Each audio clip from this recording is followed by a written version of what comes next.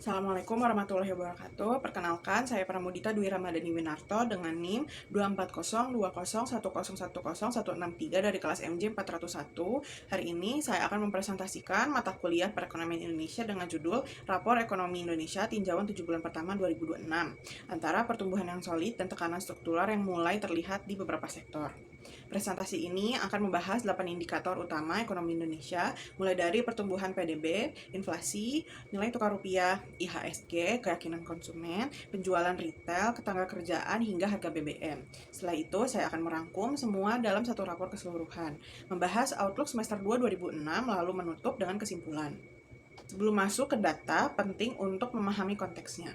7 bulan pertama 2026 ini, ekonomi Indonesia menghadapi tantangan dari dua arah. Dari sisi global, perang di Timur Tengah mendorong lonjakan harga minyak dan energi dunia.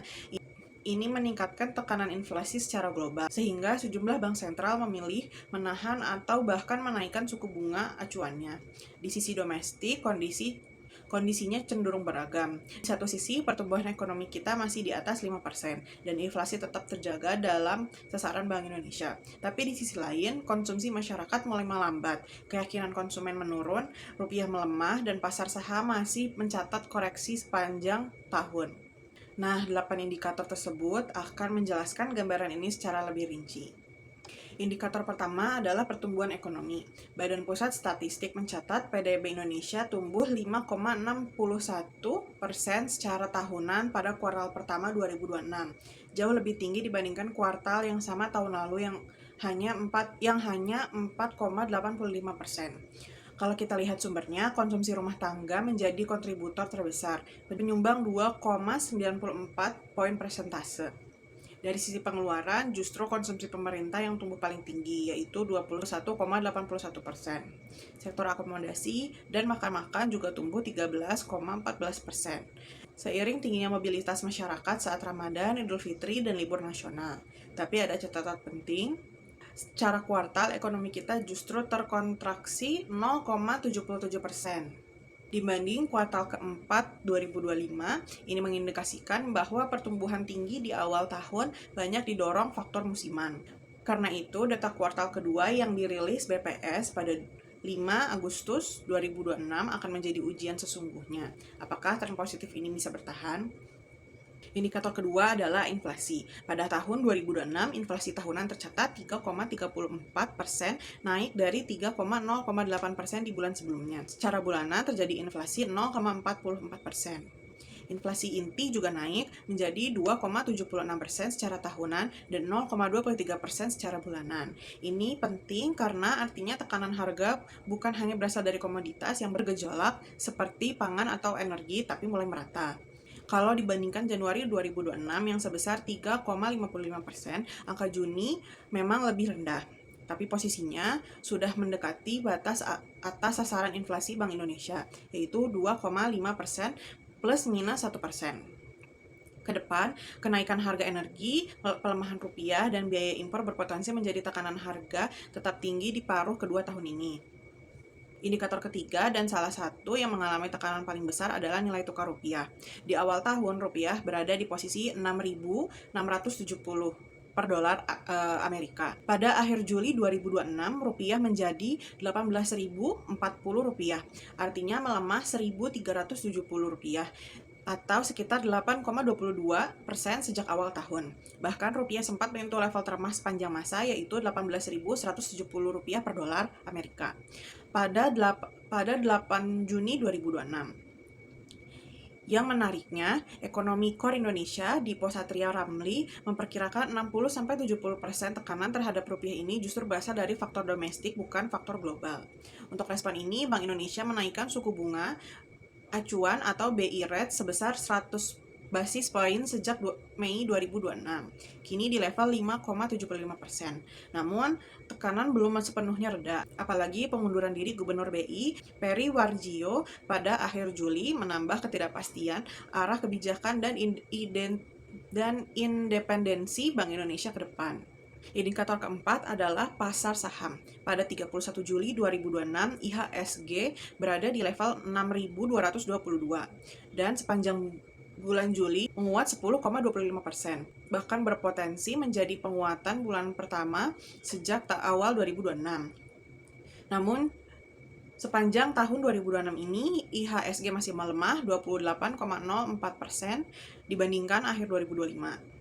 Salah satu penyebabnya adalah isu dari MSCI. Pada akhir Januari 2026, MSCI membukukan sementara perubahan indeks saham Indonesia karena mempertanyakan transparansi kepemilikan saham, porsi saham beredar di publik atau free float, serta dugaan perdagangan yang terkoordinasi. Pada peninjauan Juni 2026, Indonesia memang masih dipertahankan dalam kelompok emerging market, tapi kriteria arus informasi diturunkan dan evaluasi diperpanjang hingga November 2026. Artinya Indonesia masih menghadapi risiko diturunkan ke status frontier market apabila perbaikan dinilai belum memadai. Indikator kelima adalah keyakinan konsumen. Survei Konsumen Bank Indonesia mencatat indeks keyakinan konsumen di Juni 2026 berada di 117,8, turun dari 120,9 di Mei. Jika dibandingkan dengan Januari 2006 yang sebesar 127, artinya indeks ini sudah turun 9,2 poin sepanjang tahun ini. Meski turun, indeksnya masih di atas 100, yang berarti konsumen secara umum masih optimis. Tapi trennya terus menurun, baik untuk kondisi saat ini maupun ekspektasi 6 bulan ke depan. Yang juga menarik, porsi pendapatan yang digunakan untuk konsumsi justru naik dari 72,3% menjadi 73%, sementara porsi yang ditabung turun dari 17,5% menjadi 17%. Indikator keenam, penjualan retail, mulai menunjukkan gejala serupa. Indeks penjualan real pada Mei 2026 berada di 223,4 dan secara tahunan mengalami kontraksi 3,9%, sedikit lebih dalam dibandingkan April yang sebesar 3,7%. Bank Indonesia memperkirakan tren ini berlanjut ke Juni 2026 dengan kontraksi diperkirakan mencapai 4,4%. Ini adalah pembalikan arah yang cukup jelas karena di Januari 2026 penjualan eceran masih tumbuh 5,7% secara tahunan. Jadi, dalam waktu 5 bulan, tren terbalik dari pertumbuhan positif menjadi kontraksi yang konsisten. Indikator ketujuh menyoroti sisi ketenagakerjaan. Kementerian Ketenagakerjaan mencatat 32.389 pekerja terkena pemutusan hubungan kerja sepanjang Januari sampai Juni 2026.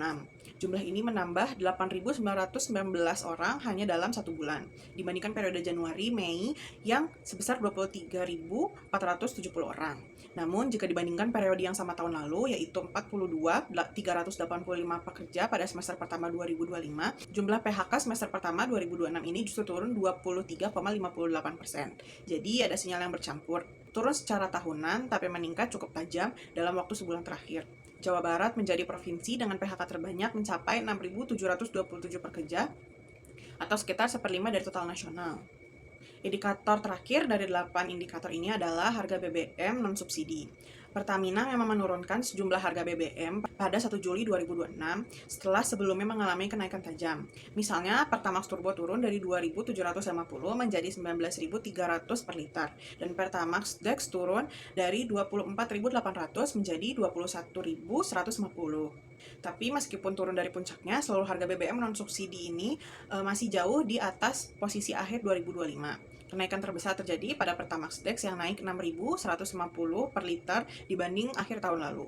Untungnya, harga BBM bersubsidi seperti Pertalite dan Solar tetap ditahan oleh pemerintah, sehingga tidak membebani masyarakat menengah ke bawah. Sekarang, mari kita rangkum ke-8 indikator ini dalam satu layar. Pertumbuhan PDB saya tinjau hijau karena masih solid di atas 5%, meski perlu diwaspadai efek musimnya. Inflasi, keyakinan konsumen, IHSG, dan ketenagakerjaan saya tandai kuning, sehingga perlu diwaspadai, karena tren yang melemah meski belum mengkhawatirkan. Sementara itu, nilai tukar rupiah, penjualan retail, dan harga BBM non-subsidi saya tandai merah, karena ketiganya menunjukkan tekanan yang cukup nyata dan konsisten. Jadi, kalau kita simpulkan dalam satu kalimat, indikator makro besar seperti pertumbuhan dan inflasi masih terlihat baik di permukaan. Tapi, di lapisan yang lebih dalam, di sektor real dan sektor keuangan, tekanan sudah mulai terasa. Lalu bagaimana proyeksi ke depan? Di sini ada dua pandangan yang cukup berbeda. Dari sisi pemerintah, Menteri Keuangan Purbaya Yudi Sadewa memproyeksikan pertumbuhan kuartal kedua 2006 melambat ke sekitar 5,4%. Tapi menilai keterlambatan itu tidak parah.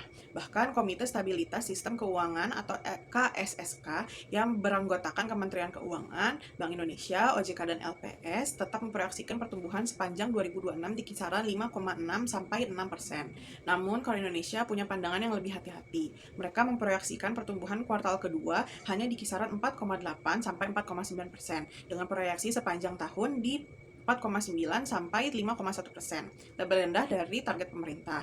Alasannya adalah tekanan biaya produksi, suku bunga yang masih tinggi, dan ketidakpastian fiskal.